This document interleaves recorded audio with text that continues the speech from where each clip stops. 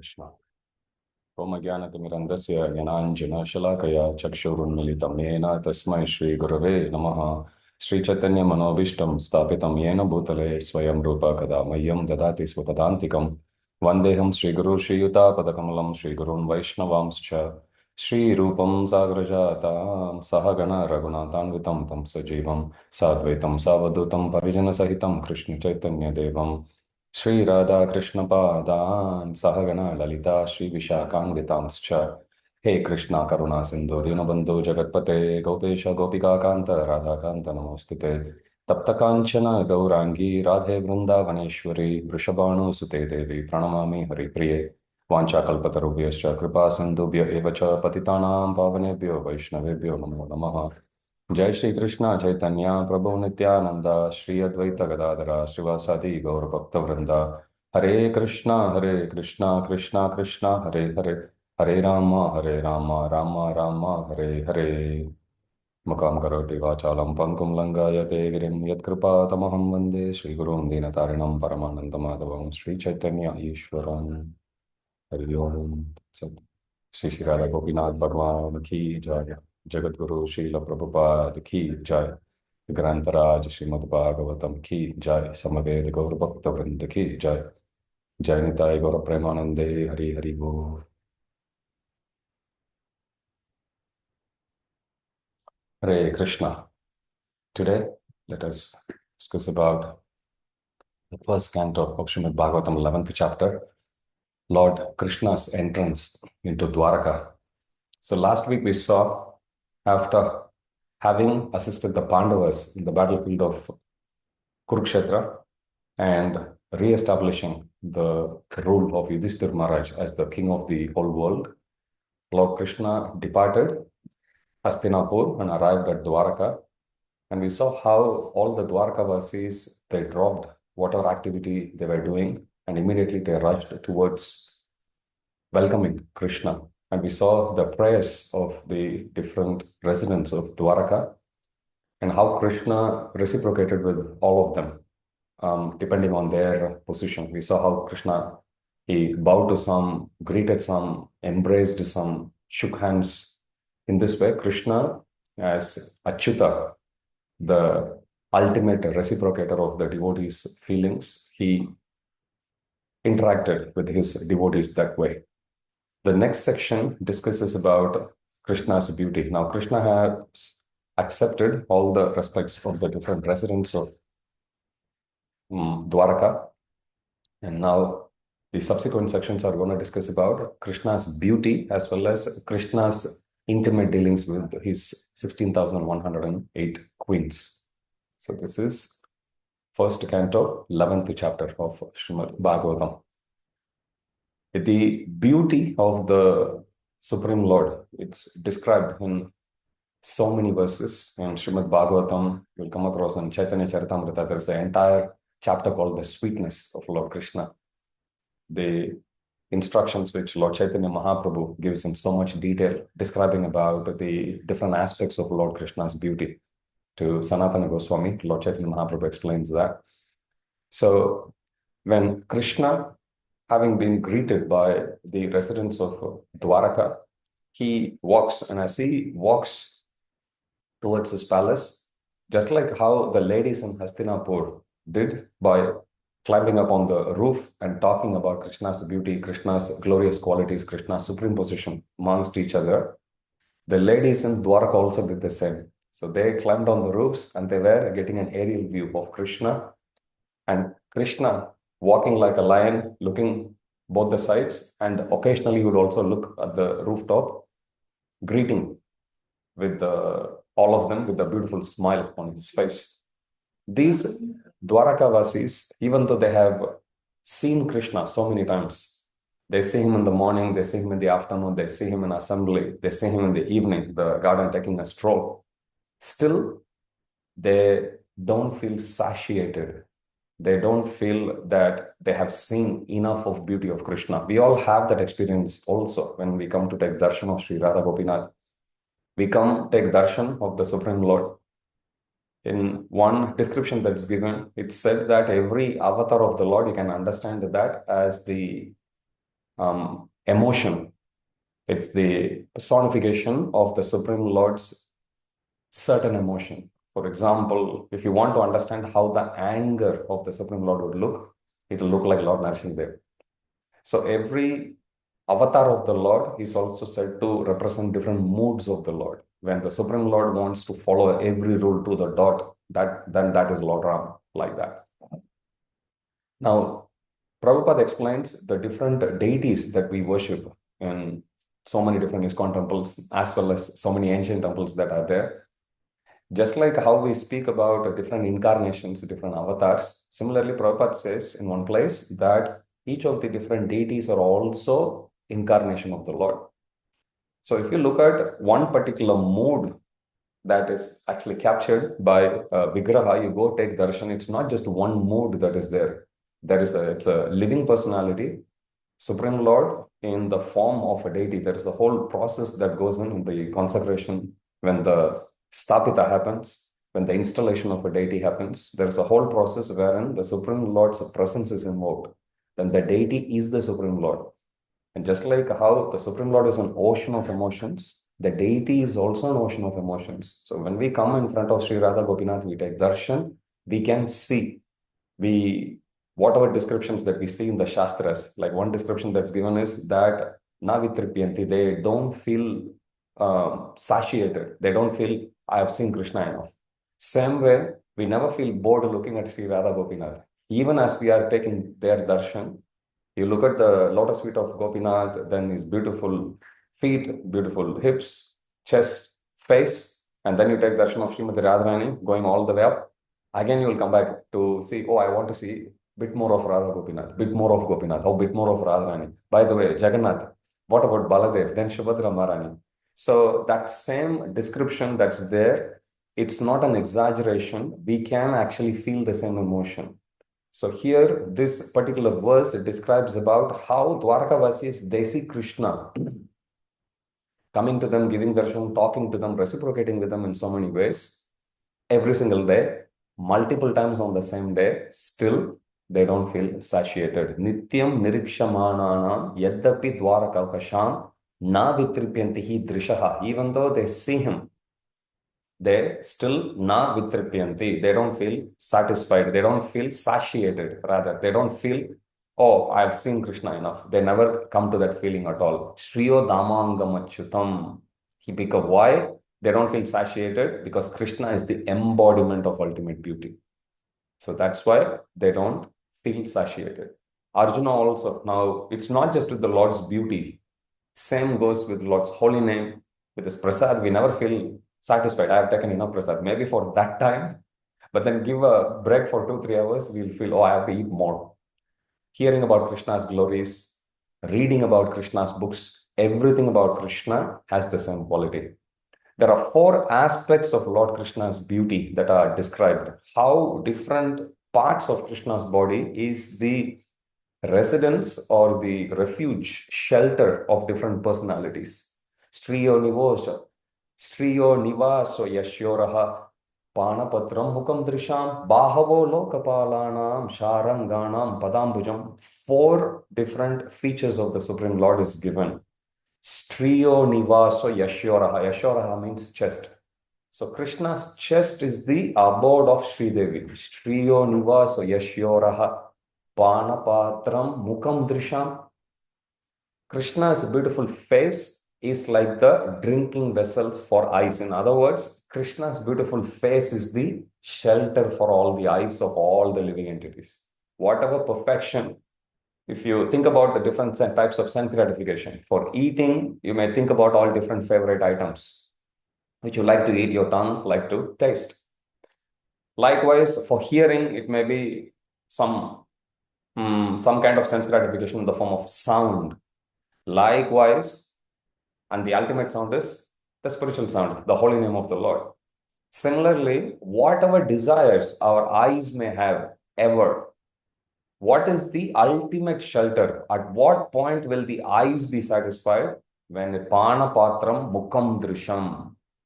Panapatram means eyes is the, panapatram means a vessel. Mukam drisham, by looking at the beautiful face of Krishna, the eyes, which is compared to the drinking vessel, will get filled up with pleasure. That's what it's given. Beautiful description. So, Striyo Nivasa Yashyoraha, Striyo Nivaso Yashyoraha. Krishna's chest is the abode of Sri Devi, and Krishna's beautiful face is the abode or the shelter of everyone's eyes. Bahavo Lokapalanam, Krishna's do. Bahavo means Krishna's two mighty arms. They are the shelter of all the demigods. The demigods are administrative personalities who are in charge to run this universe. But whenever they go into any difficulty, whenever they need protection, it's only Krishna's two mighty arms. So Krishna is the original Bahubali. So Bahavo Lokapalanam Sharanganam Padambujam. Whereas Krishna's lotus feet is the shelter of Sharanganam, the devotees, Krishna's unalloyed devotees. So in this way, the description is given how Krishna's chest is the abode of Lakshmi ji. Everyone's eyes, they take a shelter of Krishna's beautiful face. Krishna's two arms is the shelter for all the demigods. Sharanganam Padambujam. Similarly, Krishna's two lotus feet is the shelter of all his unalloyed devotees. The Lord, as he was walking on the street, walking on the road, being welcomed by everyone, and just like how we saw the description, how in our Hastinapur, as Krishna was about to depart, Arjuna was holding the white umbrella. We saw description of Uddhava and Satyaki waving the chamar, and all the Brahmanas, they are reciting wonderful prayers.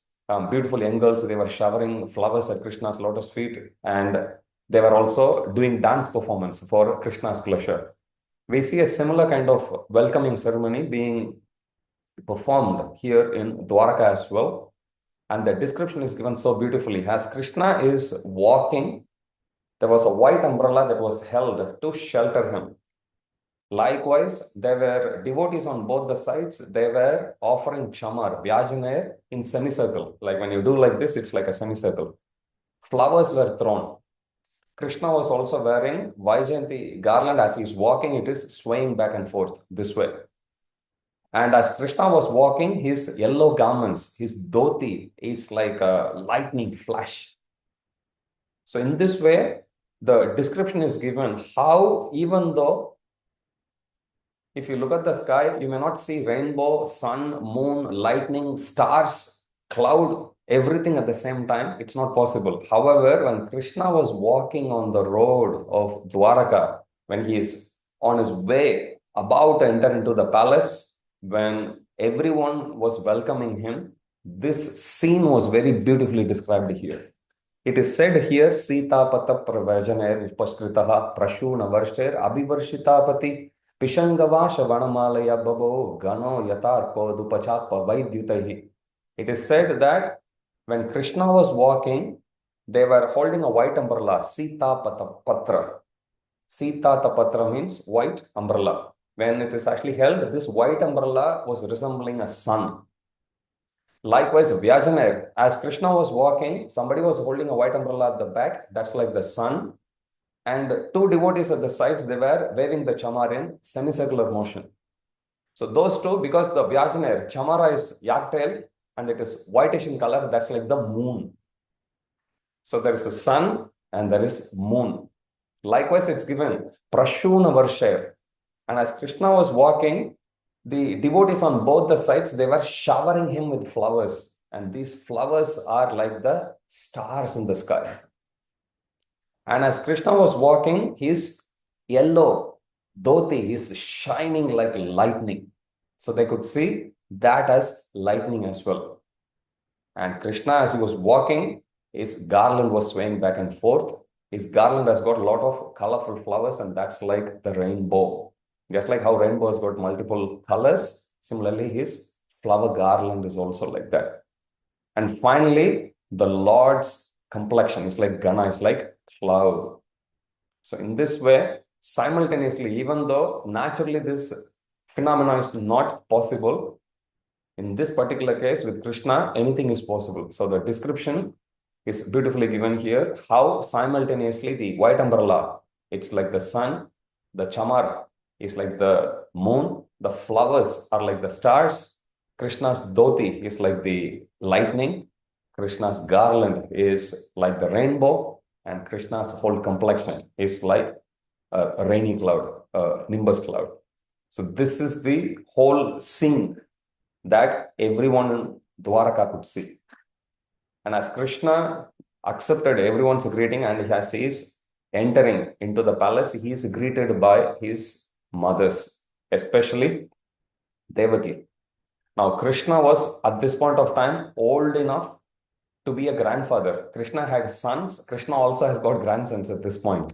Still, when Krishna's mothers, when they saw him, Krishna comes, Krishna touches their feet and they embrace. And they made him sit on their lap. And as their motherly love was overflowing from their heart, so did the milk from their breasts. So the mothers put Krishna on their laps and with the tears they are doing Abhisheka, moistening the Lord. So this is how we can see how Krishna is reciprocating with everyone, not just the young people, not just youngsters, young men, young women, but everyone. Krishna himself is grandfather. His mothers, they are still treating him. Krishna is bringing out the Vatsalya Rasa. Many times when we face situation in life, when things happen our way, it becomes very easy for us to appreciate that as Krishna's mercy. However, when things don't go our way, it becomes very difficult. In fact, we almost always conclude that has Krishna abandoned us. Sometimes we go pray to Krishna and we get exact opposite of what we had requested. And we think, Krishna, did you hear it right? Did I say it right? So we may have those doubts.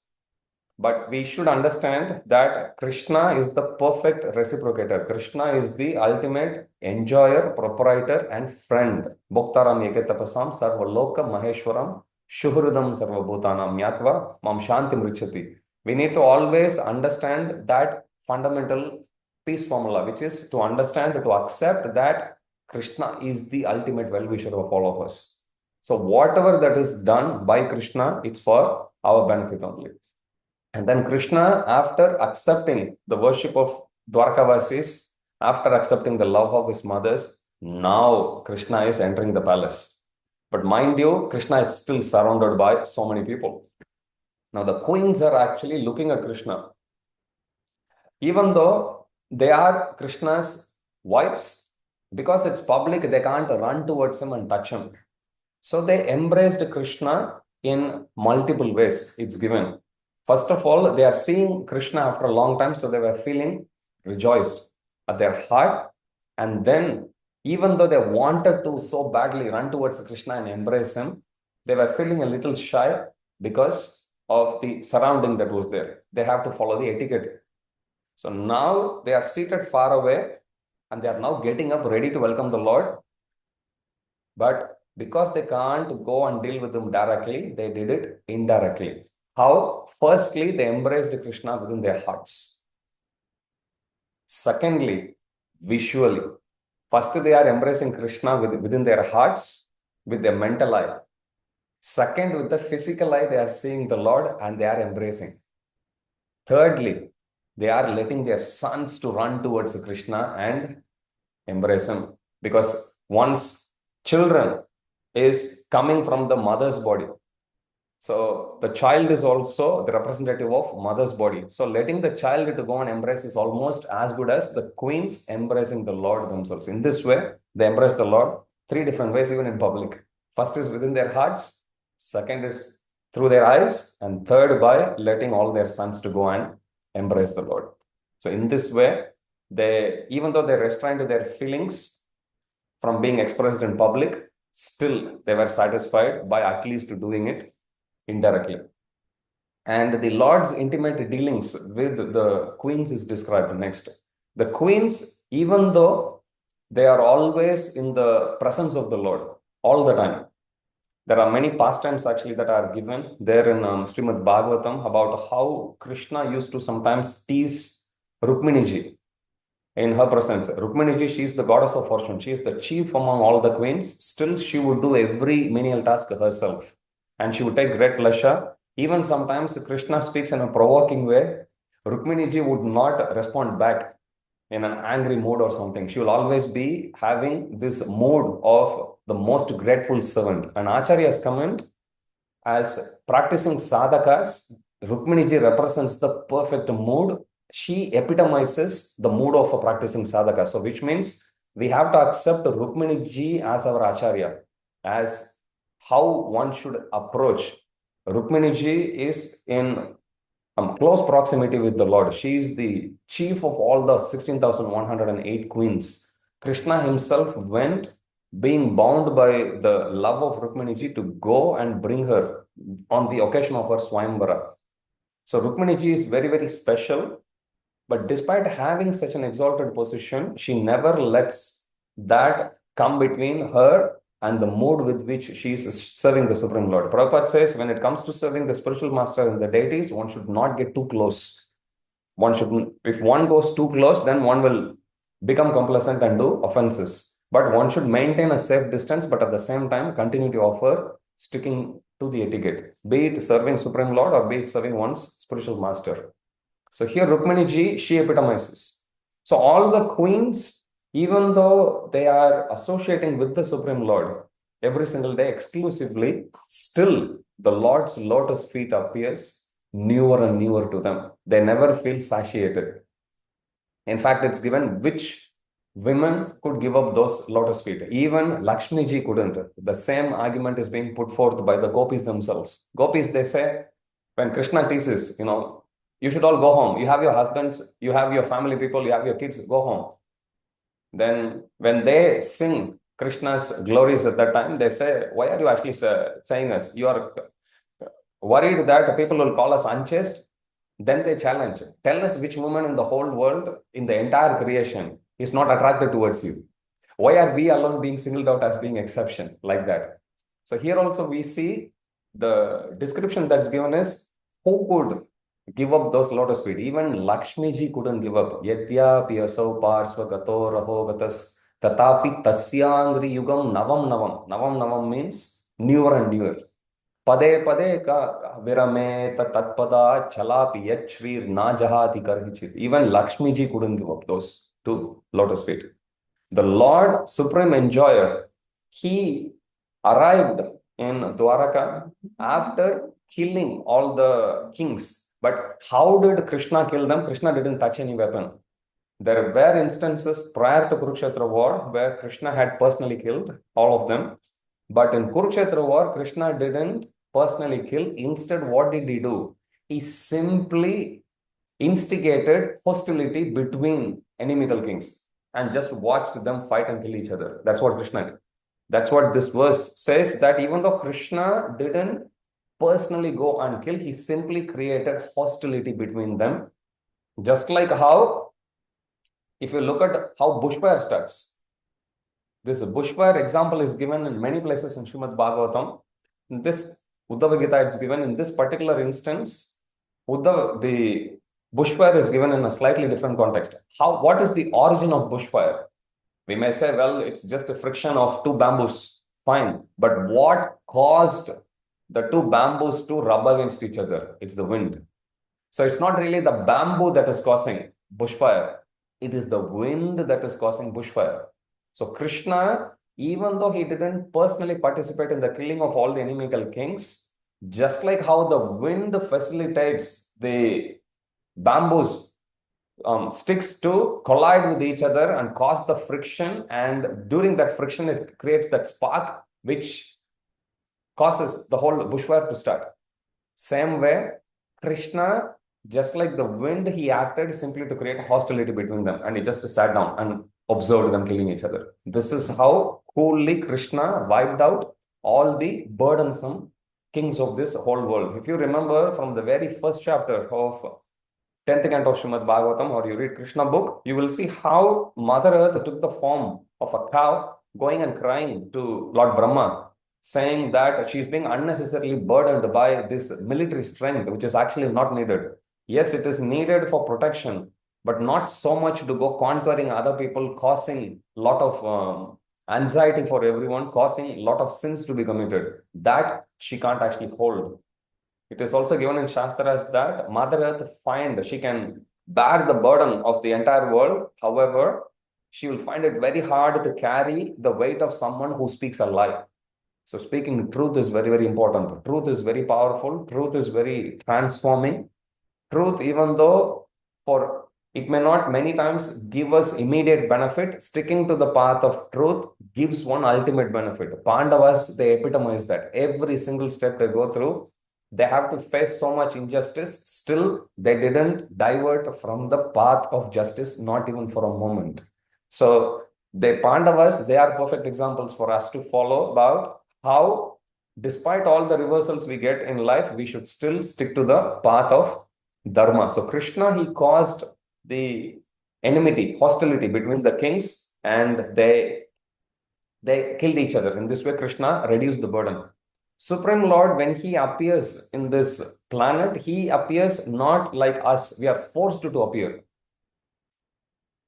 Krishna, on the other hand, he doesn't appear because of being forced, just like us, even though he walks around like a normal human being. Krishna appears by his internal potency. He chooses his father and mother. He chooses where he wants to take birth. He chooses who will be his brothers, sisters, wives, enemies. Everything is based on Krishna's choice. So Krishna, he appears based on his internal potency, but he at the same time transcendentally enjoyed with the queens as if he was just a normal human.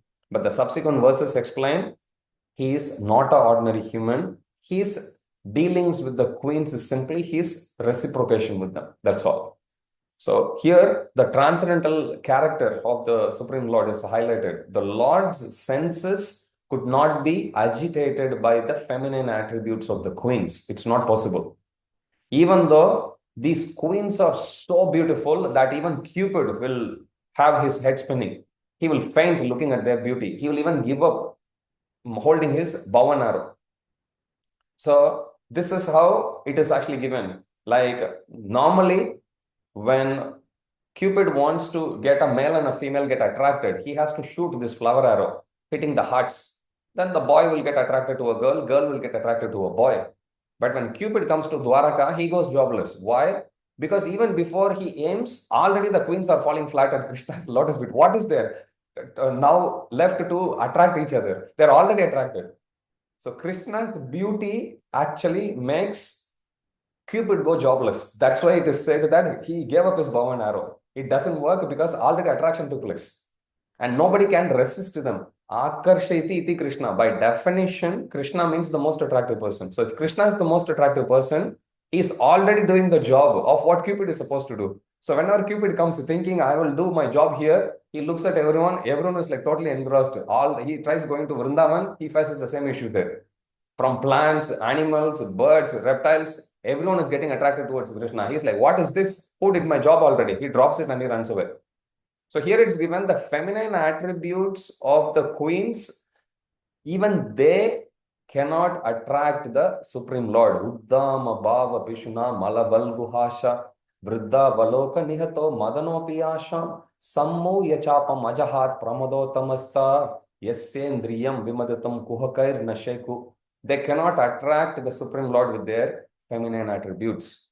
Why? Because Supreme Lord is completely detached from the matter.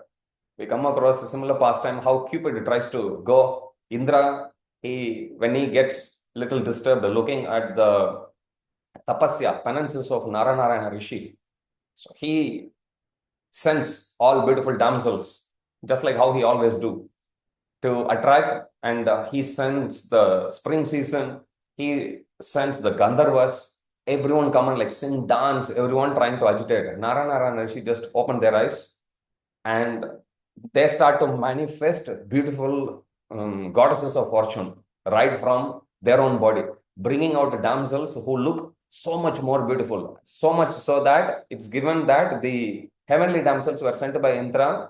They felt so shy coming in front of them because they look super beautiful. So then Cupid comes to senses. This is not working because looks like all the origin of beauty is happening right from within the Supreme Lord. There is nothing more that externally we have that can possibly attract the Supreme Lord. So we see here same thing. Krishna, he is the origin of everything. Janmadhyasya yataha. This being the case, no matter how much externally something looks attractive, none of this is going to attract the Lord. Why? He is not attracted by beauty, the material beauty. Conditioned souls may get attracted, but Supreme Lord isn't. Now, if Supreme Lord isn't attracted, then one may say, is Krishna faking his love for the queens? Agree that Krishna cannot be attracted by the feminine attributes of the queens. Why? Krishna doesn't get attracted to beauty. This is just material beauty on one sense. Even though the queens, they are not material personalities, they are spiritual personalities. But for argument's sake, even if we keep that as material, yes, Krishna is not attracted. Does that mean Krishna was faking the love? No. The next verse actually explains how Krishna is not attracted by their feminine attributes, rather by their unalloyed devotional service. Each one of the queens, despite being so beautiful, despite being so influential, despite occupying the position as the consort of the Supreme Lord, each one of them, deep in the core of their heart, they treated themselves, considered themselves as the maid servant of the Supreme Lord. Goes to show with what mood we are supposed to worship the Supreme Lord. Otherwise, we may think we may do some simple service and we may get very proud. But look at here, the queens themselves, despite having Supreme Lord as their personal husband, still they considered themselves to be the maid servant of the Supreme Lord. This is the mode with which we should also be serving. That's why following in the footsteps of Rukmini Ji is a sure way to success for us. If we can simply imbibe the mode of Rukmini Ji, understand the mode, we can read that section. We'll read that later in 10th canto, but you can read in Krishna book, you can read in 10th canto also, that description where Rukmini Ji, she humbly offers her prayers to the Supreme Lord, despite her being the chief of all the queens. That should be our mood as well.